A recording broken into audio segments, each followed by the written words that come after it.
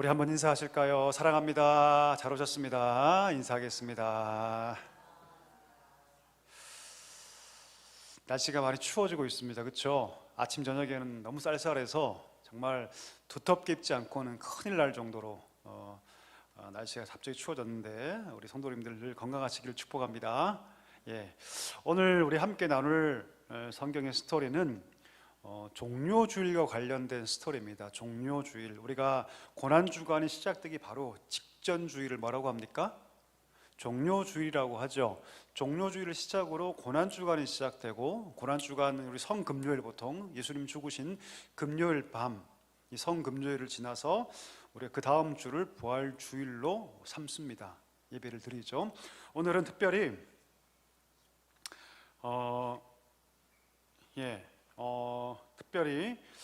이 종료주일과 관련해서 말씀을 함께 나누기를 원합니다.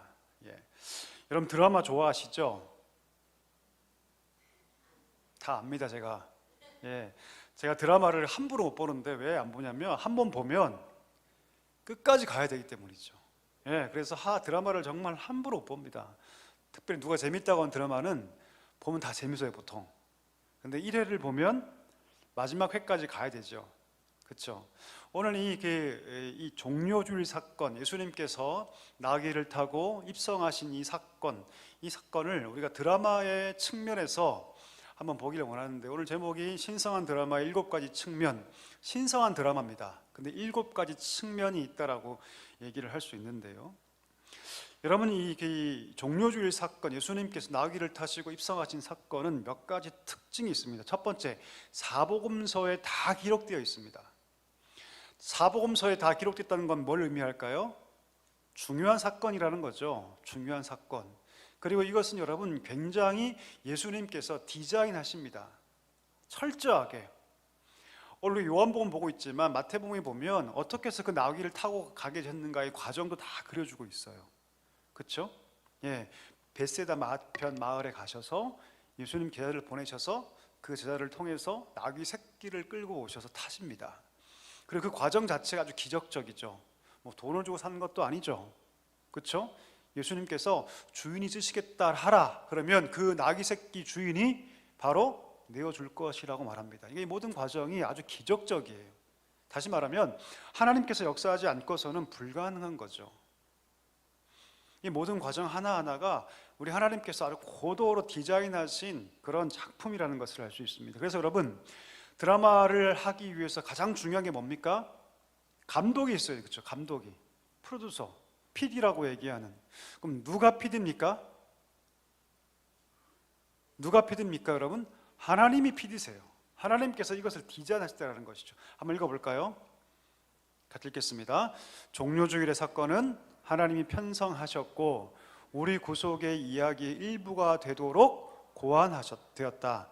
전능하신 하나님은 하늘로부터 이 드라마를 제작하셨고 그 시초부터 모든 것을 담당하셨다. 우리 하나님께서, 예수께서 나귀를 타고 성에 입성하도록 이 모든 것들을 지금 프로듀싱하고 계셔요. 여기 분명히 의미가 있다는 것이죠.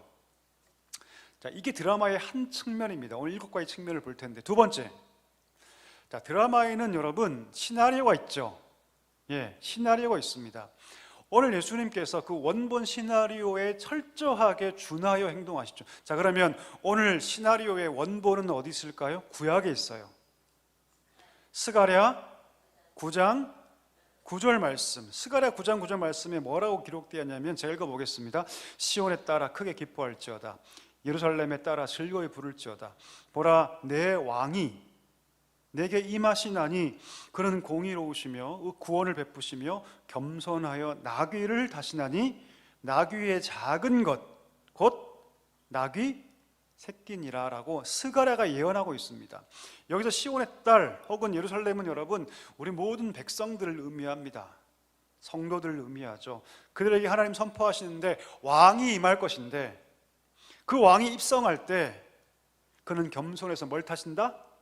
나귀의 새끼를 타신다라고 분명히 원본 시나리오가 그대로 작성되어 있습니다. 그리고 그 원본 시나리오대로 예수님께서 나귀 새끼를 타시고 입성하세요. 의도적으로 그 원본을 성취하시죠. 여러분, 이 사건 전에 어떤 사건이 있냐면 우리가 저번에 배웠죠. 요한복음 이 맥락 속에서 나사로를 살린 사건이 있습니다. 그렇죠? 그리고 나사로를 살린 사건 다음에 예수님 입성하시는데 그 사이에 이 요한이 뭘 기록하냐면 그 나사로 사건 때문에 예수님이 죽을 위기에 처했다고 기록하고 있거든요.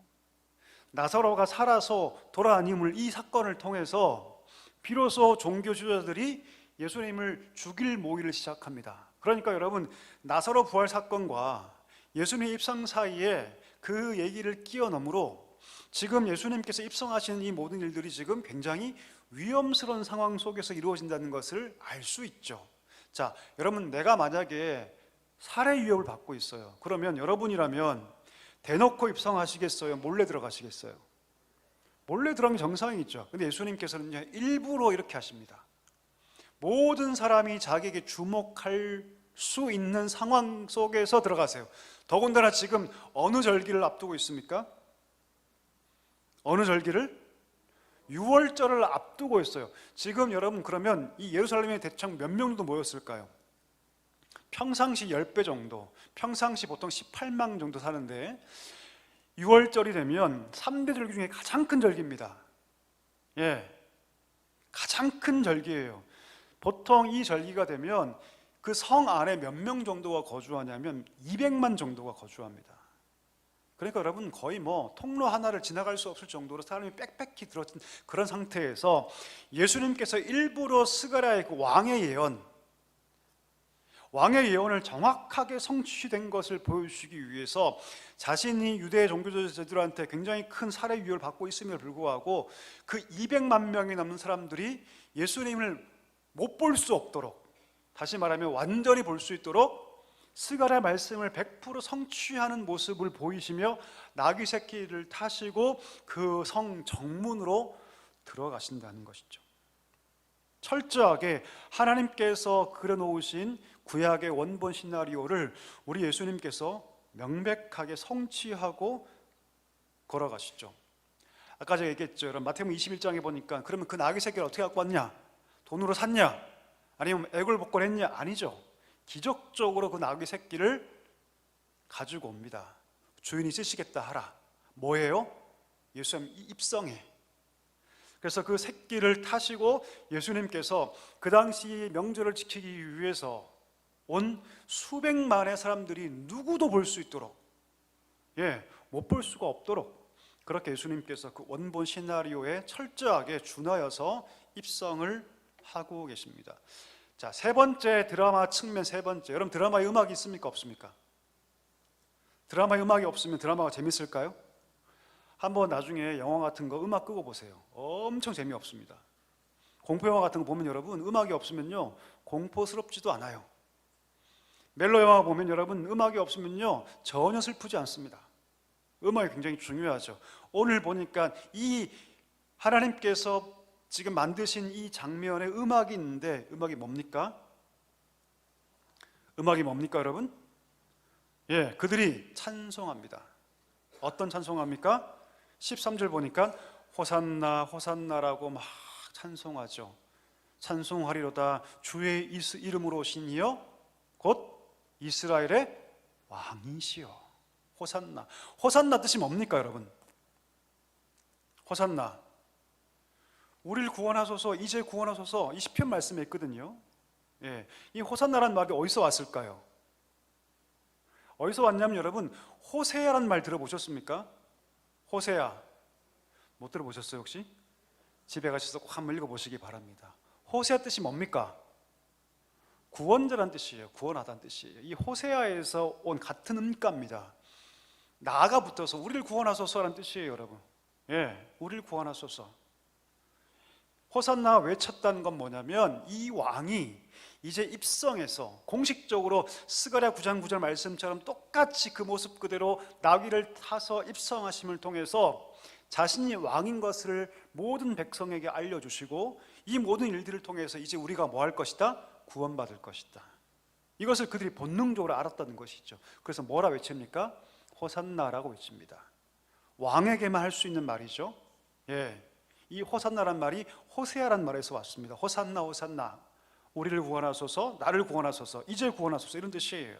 찬송을 막 부릅니다. 상상해 보세요. 그들이 막 찬송을 부르면서 예수님이 나귀를 타고 막 들어오시는데 막 노래 소리가 들리는 거예요. 막 난리가 난 겁니다. 지금 사실 200만 명의 군중들이 그 명제를 앞두고 모여 있는데, 그때 그들이 막 노래를 부르면서 난리를 치죠. 여러분, 마치 시편 118편에 이제 우리를 구원하소서 호산나라고 얘기했던 그 말 그대로 그렇게 그들이 예수님의 그 입성을 축하하면서 노래를 부르고 있다는 것이죠. 이 드라마의 세 번째 측면입니다.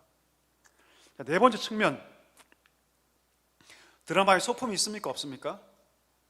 있죠. 엄청난 많은 소품들이 있죠. 그렇죠? 자, 오늘 본문에 등장하는 대표적인 소품이 뭘까요? 나귀 새끼, 또 겉옷. 그렇죠? 제 아들이 겉옷을 벗을 때 나귀에 깔기도 하고 그 앞에 깔기도 하죠. 겉옷은 뭘 상징합니까? 그 당시에 그 사람의 권위를 상징해요. 그러니까 자기의 모든 걸 다 벗어서 그 앞에 까는 거죠. 왜? 누가 오셨으니까? 왕이 오셨으니까. 자, 그거보다 더 중요한 소품이 있는데 그 소품이 뭐냐면 종려나무 가지입니다. 종려나무 가지. 마태복음 21장 7절과 8절에 보면 유대인들이 뭘 꺾어서, 종려나무 가지를 꺾어서 그 앞에 쫙 뿌립니다. 그럼 왜 하필 종려나무 가지일까요? 왜? 이건 좀 역사적 배경이 있어요. 우리가 옛날에 우리 권사님들 기억나실지 모르겠지만 제가 그 중간기 역사를 제가 강의할 때, 중간기는 헬라 시대죠. 그렇죠? 로마가 힘을 얻기 전에 헬라 왕국이 강할 때, 그때 가장 강력했던 왕조가 뭐냐면 셀주키즈 왕조가 있었어요. 여러분, 그 셀주키즈 왕조가 헬라화 정책을 펼칩니다. 피지배국가에 대해서. 그래서 유대 땅을 마치 우리 일제가, 그렇죠? 문화 정책을 펼쳐서 뭐 창시 개명시키고 신사 참배하게 하고 이런 것들 했던 것처럼 유대 지방을 헬라화하기 위해서 난리를 쳐요. 성전을 막 더럽히죠. 그때 마띠아라는 사람이 저항하기 시작합니다.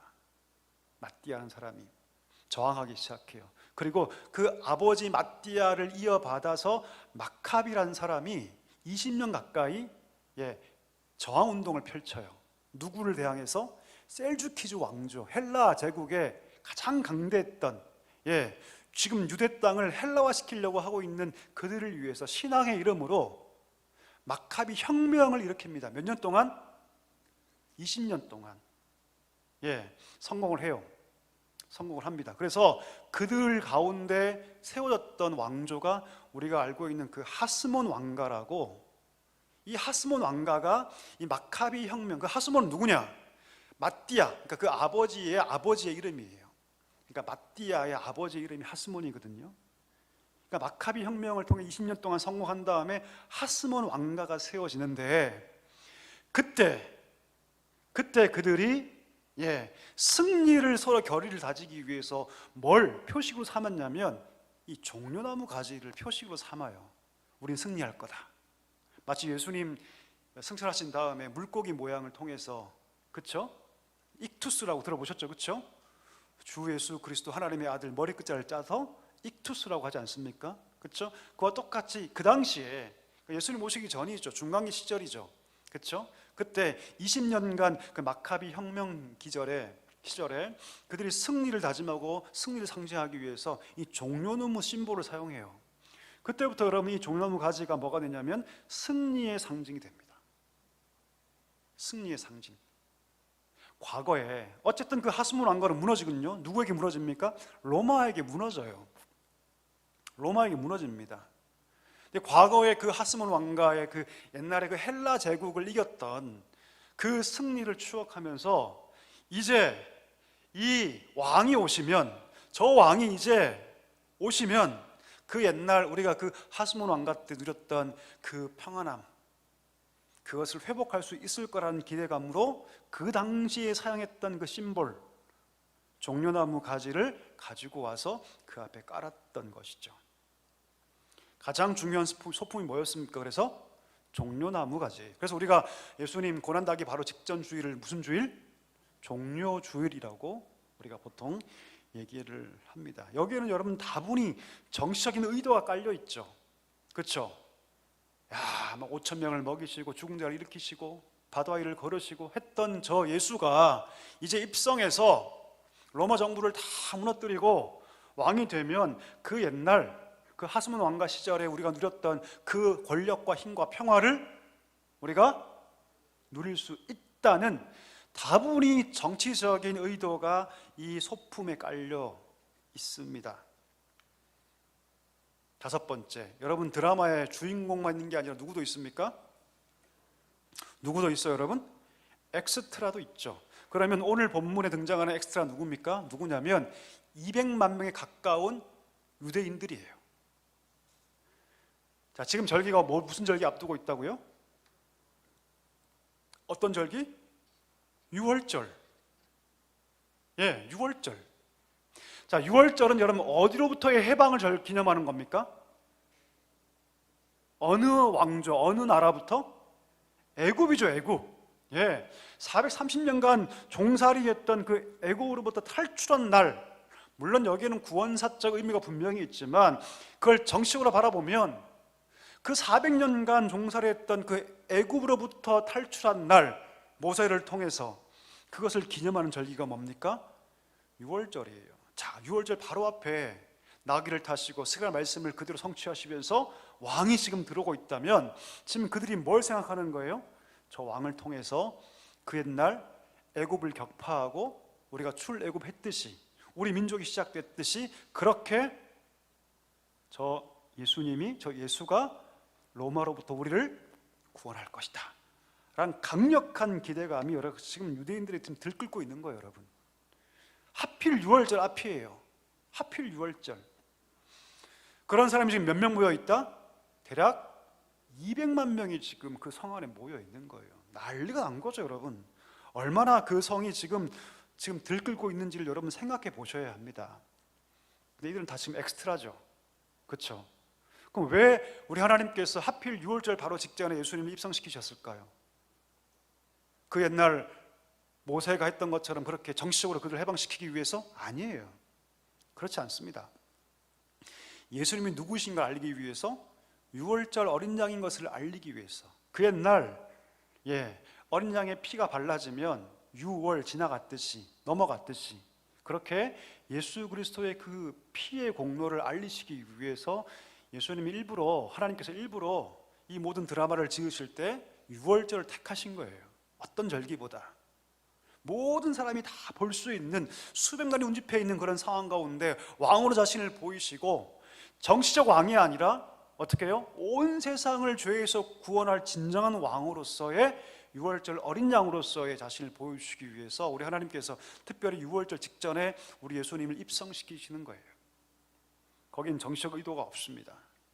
자, 그러면 드디어 누가 등장합니까? 주인공 누구세요? 누구십니까? 예수님. 유월절이라는 지금 상황 속에, 이 컨텍스트 속에서 일반 대중들, 민중들은 그 옛날 출애굽했듯이 우리가 저 사람을 통해서, 저 예수를 통해서 로마로부터 우리가 탈출할 거라고 기대하지만, 거기에 유월절의 의미를 두고 있지만 우리 하나님이 두신 의미는 달라요. 예수님이 누구시다? 어린 양이시다. 그 옛날 어린 양의 죽여서 그 피를 발라서 유월했듯이, 그렇게 이 예수 그리스도가 유월절에 누구시다? 어린 양이시다. 이것을 알려주기 위해서 하나님께서 일부러 유월절을 택하셨다는 것이죠. 자, 우리 성경 구절 4개 있죠. 요한복음 1장 29절 세례 요한의 고백이죠. 보라, 세상 죄를 지우고 가는 하나님의 어린 양. 요한복음 1장 29절 말씀. 바울이 또 뭐라 합니까? 고린도전서 5장 7절에 뭐라고 합니까? 우리의 유월절 양 곧 그리스도께서 희생이 되셨느니라고 얘기합니다. 세례 요한이 증거하고 있죠. 사도 바울이 증거하고 있죠. 자, 베드로전서 1장 18절 19절 뭐라고 얘기합니까? 너희가 구원받은 것은 오직 흠없고 점없는 어린 양 같은 그리스도의 보배로운 피로 된 것이다. 베드로도 뭐라고 얘기합니까? 그리스도가 누구시다? 어린 양이시다. 자, 사도 요한계시록에 뭐라고 얘기합니까? 내가 또 보니 보좌와 내 생물과 장로들 사이에 어린 양이 서 있는데 일찍 죽임을 당한 것 같더라. 7뿔과 7눈이 있으니 이 눈들은 온 땅에 보내심을 받은 하나님의 7영이더라. 사도 요한도 그리스도가 누구시다? 어린 양이시다. 그러니까 일부러 하나님께서 이렇게 프로듀싱하신 거예요. 메시아로서 이 땅에 보냄받은 자가 그 당시에 그 사람들을 정치적으로 해방할 자가 아니라 온 인류의 죄를 대신해서 죽을 어린 양인 것을 알게 하시고자 일부러 유월절을 택하셨던 것이죠. 이 6가지 여러분 잘 기억하십시오. 여러분 이 종료주일에 이런 의미가 있습니다. 자, 그러면 이 6가지를 한번 논평해 볼까요? 마지막 7번째인데요. 여러분 우리가 항상 드라마 보고 영화 보면 뭐 합니까? 평가하죠. 별점 매기죠. 그렇죠? 자, 그럼 평가해 볼까요? 우리가 봤던 이 장면들 평가해 보겠습니다. 첫 번째, 무지한 군중. 왜 무지한 군중일까요? 그들은 철저하게 예수를 정치적인 왕으로서만 인식합니다. 그렇죠? 과거에 그들이 출애굽 당했던 그때만을 추억하면서 예수 그리스도가 어떤 분인가 전혀 알지 못합니다. 전혀 알지 못해요. 자기가 그리는 그 예수, 자기가 그리는 그 왕 정도로 생각하죠. 온 성이 소동하고 있지만 이 소동이란 단어를 보면요, 지진 정도의 소동을 의미합니다. 언어를 보니까 온 성이 막 지진이 날 정도로 소동하고 있지만 무지하죠. 뭐에 대해서 여러분? 예수님에 대해서. 자기가 생각하는 예수로 오해하고 있다는 것이죠. 두 번째, 초조해진 바리새인들은 지금 예수를 죽이려고 하고 있죠. 그런데 그가 지금 입성하면서 200만이 넘는 모든 사람들에게 지금 지지를 받고 있어요. 그러니까 바리새인들은 지금 두렵죠. 혹시 예수가 힘을 얻어서 우리를 해하면 어떨까? 그런 걱정에 빠져 있죠. 세 번째, 더 안타까운 게 뭡니까? 오늘 성경 본문에 보니까 제자들도 이것을 알았다 몰랐다? 몰랐다. 나중에 예수님께서 죽으시고 부활하시고 승천하신 이후, 다시 말하면 영광을 얻으신 다음에야 그들이 이것이 이런 의미였구나라는 것들을 알 수 있었다는 것이. 무슨 말이냐면 지금 제자들도 군중과 다름이 없다는 것이에요. 지금 제자들도 똑같이 군중 같은 마음으로 옷을 펴고 있고, 똑같은 마음으로 종려나무 가지를 흔들고 있고, 똑같은 마음으로 메시아를 오해하고 있어요. 그렇죠? 가장 비극이죠. 3년 동안 함께 예수님과 동고동락했고, 예수님이 3번이나 죽음을 순환을 예고하시고 부활을 예고하셨고, 이미 모든 얘기를 다 하셨는데 불구하고 제자들도 군중과 다름없이 똑같이 반응하고 있다는 것은 가장 비극입니다.